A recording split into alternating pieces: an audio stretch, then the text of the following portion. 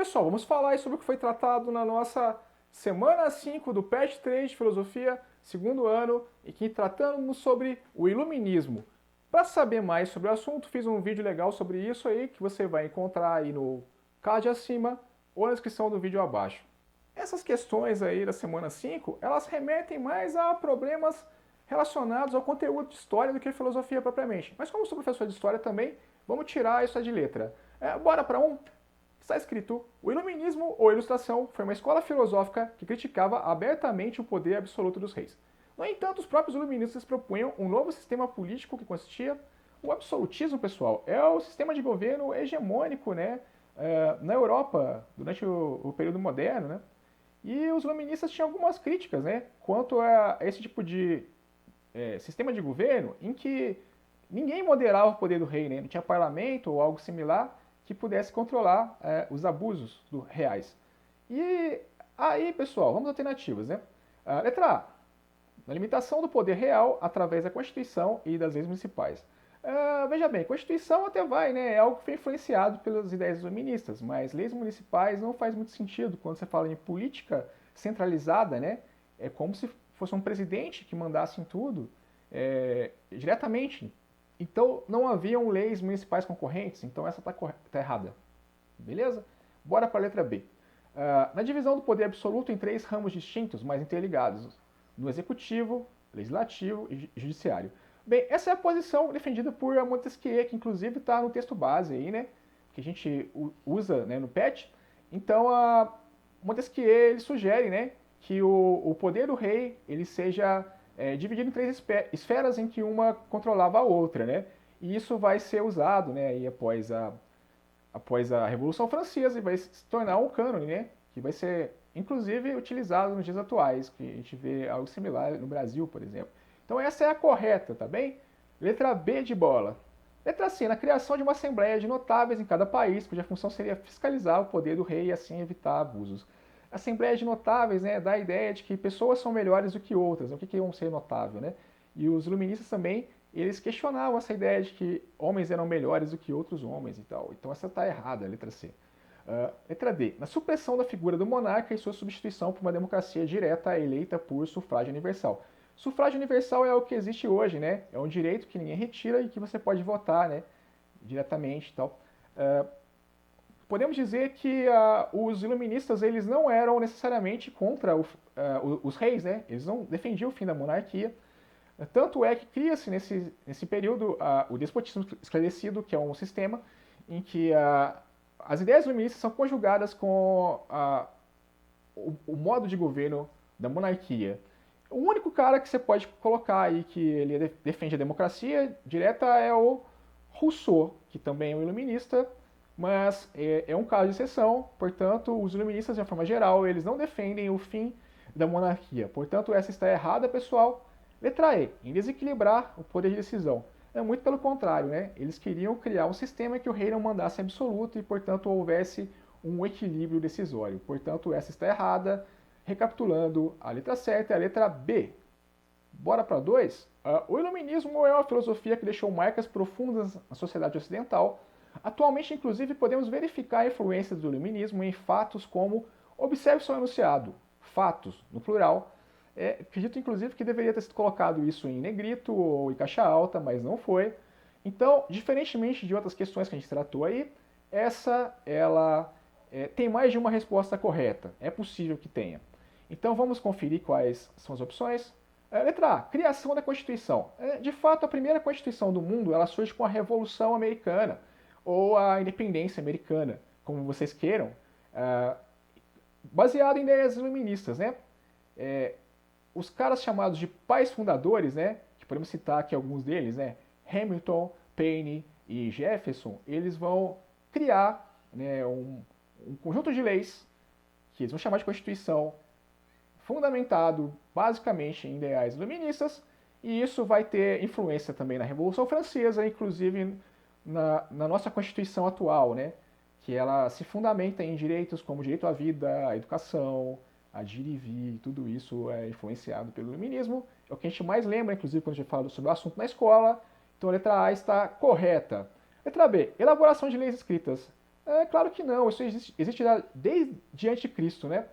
Por exemplo, o Código de Hammurabi, né, o conjunto de leis escritas que havia na Mesopotâmia. Portanto, essa está equivocada. Letra C, surgimento do parlamento. O parlamento existe há muito tempo já, né?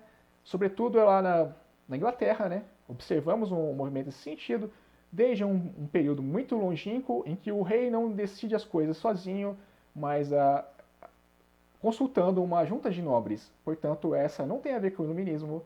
Inclusive, eles não são necessariamente adeptos do parlamentarismo. Portanto, a letra C está errada. Letra D, instituição dos três poderes. Como vimos, né, há pouco, né, Montesquieu, ele é um intelectual iluminista que defende que o poder do rei absolutista deveria ser dividido por outras esferas do poder que pudessem controlar algum desmando que ele cometesse. Portanto, essa está errada. Letra E, a conscientização. Cara, isso daí é muito vago, né? Conscientização do quê? Que todo burguês é safado, de classe. Enfim, se falasse conscientização de que todos são iguais, algo nesse sentido, poderia até valer. Mas não é isso que está sendo colocado, portanto, essa daí está descartada. Recapitulando, corretas, letra A e D. Bora para 3, pessoal? A 3 é uma questão da César Gran Rio, que diz o seguinte: o movimento conhecido como Ilustração ou Iluminismo marcou uma revolução intelectual ocorrida na sociedade europeia ao longo do século XVIII. O Iluminismo, em seu âmbito intelectual, expressou a letra A, negação do humanismo renascentista baseado no experimentalismo, na física e na matemática. Veja bem, o humanismo, tal como normalmente é colocado, é na verdade algo que se conjuga, né, com o humanismo renascentista. Iluminismo seria a forma mais acabada de uma defesa de uma perspectiva intelectual que esteja despregada de um fundamento religioso cristão e tal. É você poder pensar o mundo pelo mundo a partir da racionalidade. Então, podemos dizer que são movimentos que se interrelacionam. Portanto, não seria a negação do humanismo, mas o iluminismo ele defende os mesmos valores que os humanistas defendiam em séculos atrás. Portanto, essa está errada. Letra B. Aceitação do dogmatismo católico e da escolástica medieval. Não, pessoal. Eles queriam quebrar, né, os iluministas com certas ideias que eram prevalecentes desde a Idade Média. Portanto, essa não pode ser a correta. Eles queriam, na verdade, criar, como eu disse acima, um conhecimento e que não dependesse dos dogmas religiosos para poder pensar o mundo. Portanto, essa está equivocada.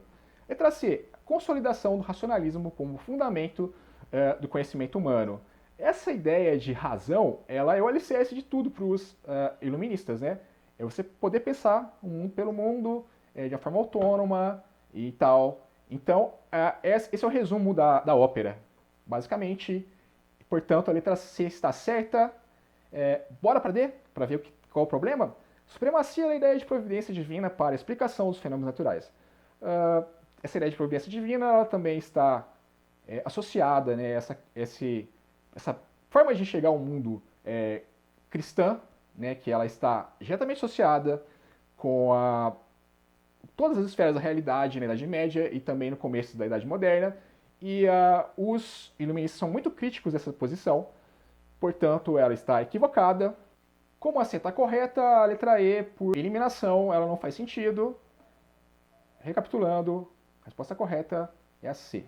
A número 4, pessoal, diz o seguinte: explique resumidamente por que o século XVIII acabou sendo conhecido como o século das luzes. Veja bem, essa ideia das luzes é uma metáfora, né? É uma comparação, portanto, que é usada entre a ideia de iluminar e você clarear a mente, clarear as ideias.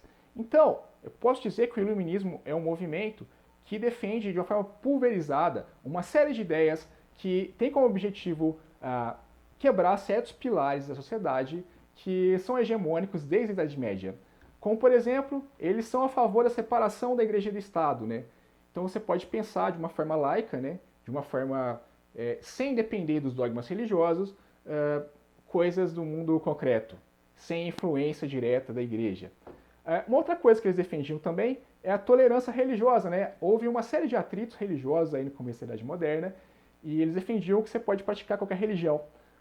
Outra coisa também que eles defendiam é o fim do regime absolutista, né? Em que um camarada governava prestar contas a ninguém. Outra coisa que defendiam também era uma igualdade, né, jurídica entre todos os homens, porque até então a nobreza e o clero tinham um estatuto jurídico diferente. Então eles defendiam que todo mundo era igual, né? E defendiam uma outra coisa também muito importante, que é a autonomia do pensamento, é você poder pensar o mundo pelo mundo, né? E isso é que é o iluminismo, né? O esclarecimento, que também é um outro termo que é usado para tal. É você ter pensamento crítico, é você não depender mais do próximo e você poder pensar sobre si. Então isso tem a ver com a educação, isso tem a ver com uma série de coisas. São várias reformas que eles propõem dentro do campo político, social e também intelectual que criaria um novo homem melhorado. Escreva algo nesse sentido que vai dar bom, pessoal. Então, basicamente, o que eu tenho a dizer por hora. Até a próxima. Tchau.